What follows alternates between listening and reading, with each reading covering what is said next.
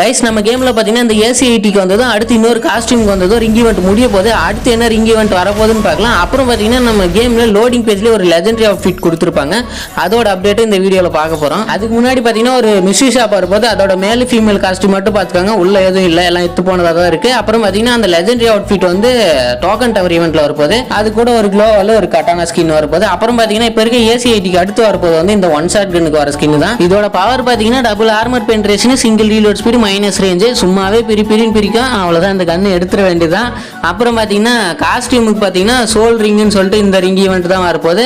இதோட மேல் காஸ்டியூம் வந்து அவ்வளோ ஒன்றும் ஒர்த்தா தெரியல, ஒரு சிலருக்கு பிடிக்கும், அவங்க மட்டும் எடுத்துக்குவாங்க. ஆனால் மேல் காஸ்டியூம் எப்படி இருந்தாலும் இந்த ஃபீமேல் காஸ்டியூம் மட்டும் எப்படி இருந்தாலும் நல்லா இருக்காது. நமக்கு தான் நல்லா இருக்கா இல்லை அவங்க நல்லா உண்ணுன்னு சொல்லிட்டு விட்றாங்க, இல்லை என்ன கதைன்னு தெரியல. ஃபீமேல் காஸ்டியூம் உண்மையாகவே நல்லா தான் இருக்கு. கைஸ் நம்ம சேனல் வந்து ரெகுலராக அப்டேட்ஸ்லாம் வராது. நம்ம வந்து கேம் பிளே சேனலே இது வந்து சும்மா அந்த ஒன் ஷாட் கன் ஸ்கின் நல்லா இருக்கேன் வீடியோ போலான்னு போட்டிருக்கேன். கேம் பிளே தான் வரும், வேணா